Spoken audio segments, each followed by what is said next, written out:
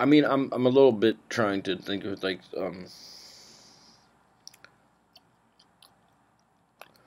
I wish I knew what you did down here and if the videos are seen or in what way they're seen. But they are seen. But the amount of things you've done down here technically.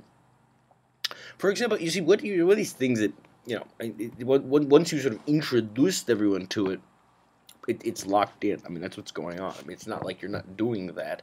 I wouldn't be able to share with anyone, but like what, share my complaints about how you did it. I mean, or how you. But it's continuing. But it only continues in little ways. I would say little ways. I mean, you sort of introduced everyone to it, like, oh, I see what's going on. But I mean, I'm saying like, right, the fact that the technical aspect. I assume I'm just doing whatever the satellite has linked me up to do, but at the same time, like as far as like a direction for the writing of the videos, it does beg your comprehension that right, how's it possible that so many people like see the Facebook pages of people like me, but like you don't get a request for the feed. What's interesting about that is is the audience like radically different, or is the goal of what we're doing not what I think it is? Because I don't know what other people are doing with these cameras, so like, it's hard to know. But like, whatever. Like here, to say more about, I've had a broad experience of what Chomsky talks about, is the social sciences. A lot of people think Chomsky's a sort of social scientist himself. He's a linguist. I like me to use his words. I mean, and he's one reason I liked him. I mean, I heard him the first time when I was, it sounds like my dad. But also remember, if you're being introduced to like propaganda in the public mind, his speeches like that. Remember, guys like me grew up, our families are in advertising, or in my case, my father was in the sweepstakes and scratch off and lottery stuff and everything like that. I mean, the topic, like before I was doing anything else, like on why was I listening to Chomsky? And I was in like I was a conservative guy, but right, I mean, why did I like Chomsky's like propaganda in the public mind? Well, all that's true. I mean, I already knew. It's just nice to hear someone sort of illuminate some of it, but certainly like I grew up knowing about that. I mean that's true. You'd be like a conservative guy like George Bush, and like everything was saying propaganda in the public mind. Like, oh, it was nice. It was like hearing my dad talk. That's all true, but you have to be in those industries to like find that familiar. But he's a critic of the social sciences, and I'm saying like what I want to tell you what guys like me like why I couldn't really go to a place like the New School and like get finish a degree there or anything. But part of it was the pointlessness of it.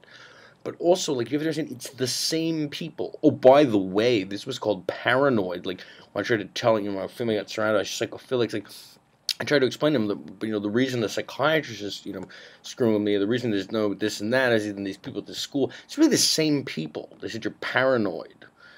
Okay, they've been indoctrinated by psychophilics. It's not their fault. They're not educated people. But the point but wait a minute. But be careful, because, there are other uneducated. Just because my parents were very successful, I mean, father wasn't formally educated. It's very easy for these, people to pass as intellectuals with him and, pass off all this disgusting stuff.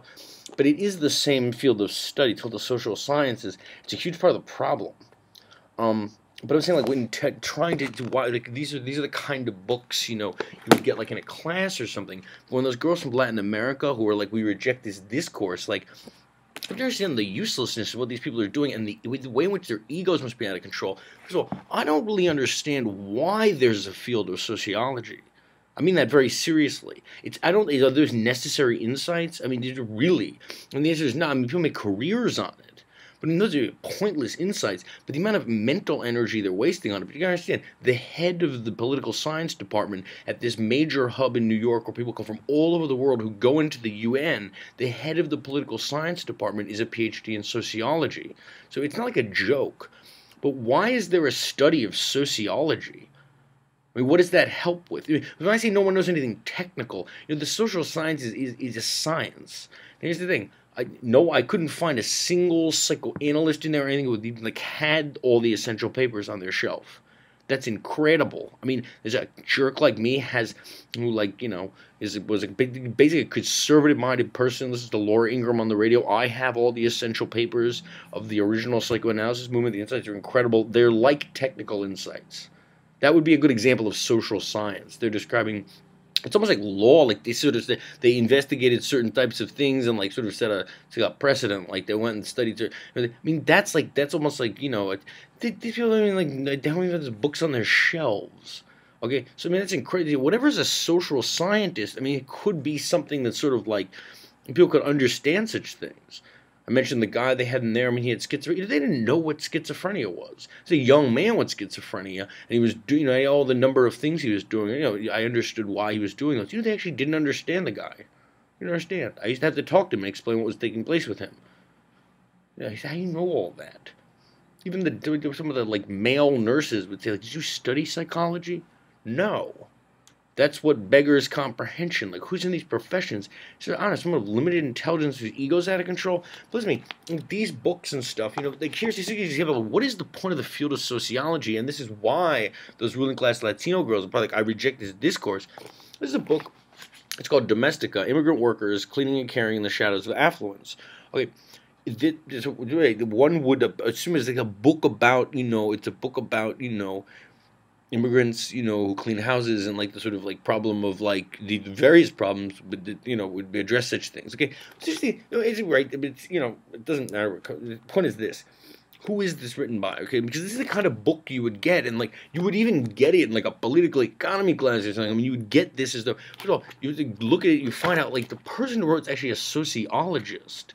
What is the point? Is it really, you really have to understand, like, a guy like me, like, what, I mean, dude, tell me what's wrong with this, though. It's not an opinionated person, but sort of a conservative-minded person. I mean, like, it's incredible, like, a huge amount of this is devoted to, like, the discussion of gender, like, that, like, it's like, the percent, like, the sort of, like, hypothetical, like, because it's women's work, like, but here's the thing. I would say in a class, like, well, that's demonstrably false. I mean, anyone who's worked in a restaurant and, like, sees how, like, the bus boys are treated, like, no. I mean, like, it's just that women maybe care for, children more, and, like, a immigrant would go, like, clean dishes or something, but they both treat the same. I mean, I don't know. Everything is a gender issue. They'd say, like, what is your empirical evidence? Like, well, how can you make a claim? Like, this guy Steve's an idiot. Right. So, like, right, you look at it, it's filled with statistics, but it's so filled with quotations. Like, I mean, what is this? And the answer is, like, this woman, she's right, she's, there's a huge amount of research went into this thing,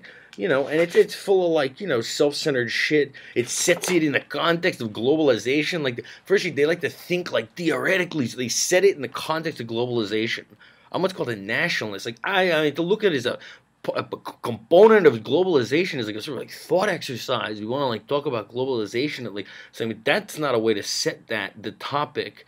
And then right off, but that's how they all are. I mean, this is how these things are discussed. So the ruling class girls in Latin America who have maids who like, I rejected this course. Like, what do you do? And then, but it's on top of it, we're going to set it like theoretically in the context of the globalization problem, which is like a metaphoric word. And then it's filled with like quotes.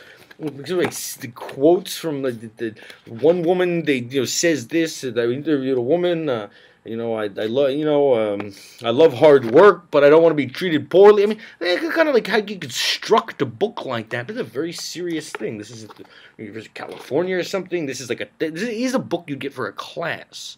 It is. It's not. This isn't like a very dense book to read. But I mean, like, what is the point of something like this? And the answer is, like, there is no point as far as, like, repairing, like, the conditions of like, what people were earning doing that and those kind of things. But, I mean, this is what all this literature, a lot of it's like that. Now, there is technical literature on things like that, but do you know what it's about?